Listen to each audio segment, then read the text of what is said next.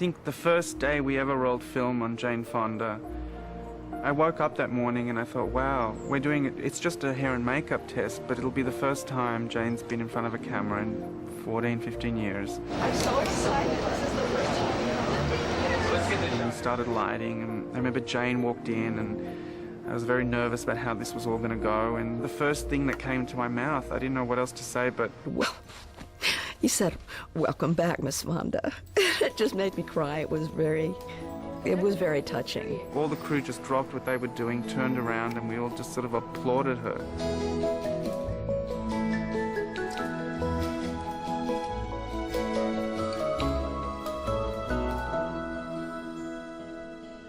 The script of Monster-in-Law came in a different way than scripts usually arrive. This one was prefaced with a flurry of phone calls. And it was like, I don't know, this vibe was just sent out and people started calling my agent. I thought there is fantastic potential here for a movie for Jane, and said, if you want to come back to acting, here's a really juicy part for you. So I started feeling things are different.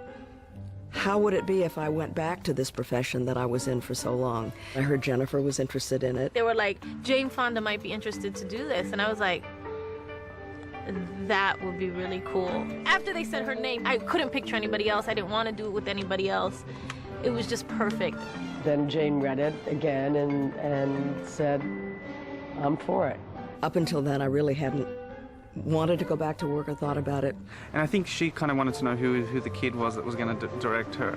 So I put on my best shirt and went and sat down to lunch with her, and this great thing happens because you sit down and all of a sudden Jane Fonda walks in, and sitting with you is Barbarella and Bree Daniels and all these sort of wonderful characters she's played. My first impression was he could be my son.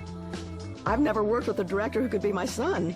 I think I spent the whole lunch just staring at her. She looks great, And I waited till I got to know her a bit, till I sort of asked her, why she left the business.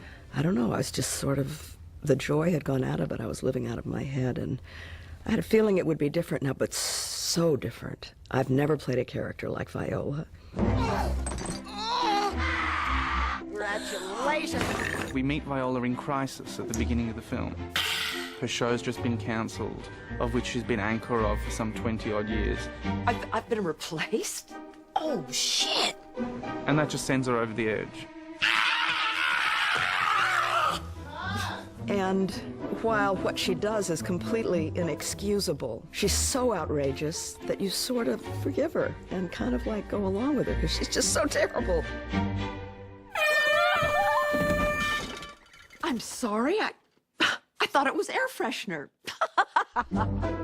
Jane is an old-fashioned movie star. She grew up in a time where it was not about trailers or your own makeup and hair.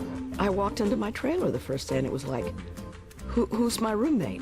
When there's an hour wait for the lights to be set, she picks up her book, she sits and reads it, she watches, she talks to people on the set. That is very much of another generation. She became part of the crew. How are you today, Gino? I'm great. On fire. We need a little more caffeine. Usually there's this hierarchy, there's cast and crew, and the two shall never mix. And, Jane's out there almost giving people haircuts, and, hanging out with them and talking about Atlanta and the ranch. There's lipstick now. She's just got this wacky side to her that you would never expect if you didn't know her, because she seems to be this true movie star and timeless and glamorous, and you would never think that she's got such a wacky sense of humor, and all her zaniness comes out in this character, so it's great.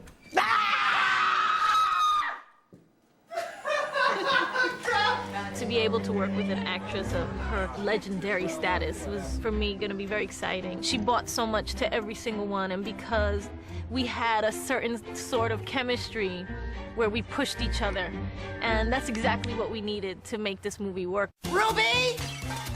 Ruby, I need a bottle of champagne. We're going to celebrate. May I have the keys to the liquor cabinet? What key? So I was like, oh my, I'm working with Jane Fonda? There's no key. Ruby, give me the key.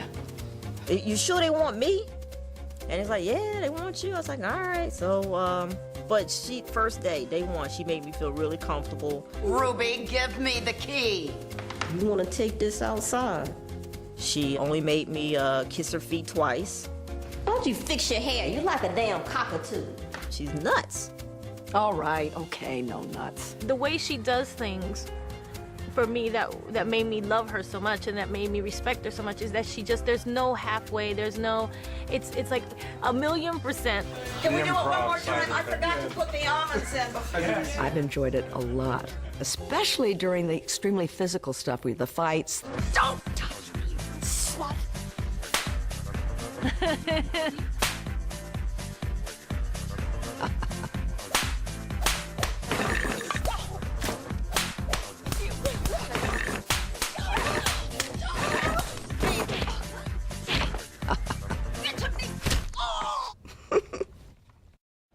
Yeah, very intimidating. Very intimidating when a older woman whoops your ass. Like when I knee her in the groin and she goes down and it wasn't in the script and everybody kind of went, Jane Fonda has this sort of incredible body. She's got the body of a 30-year-old. Hello, everyone. Welcome to the rehearsal dinner. She's in great shape. Great shape. She says she has like a 2,000-acre property, so that's a long walk to get the mail. So I guess that's how she stays in shape. Often is the case, we have to fight age in this business because, it's perceived as not sexy or it's some sort of taboo in Hollywood to sort of show your age. And Jane very honorably said to us, I don't want you to do any of that. I don't want anything special.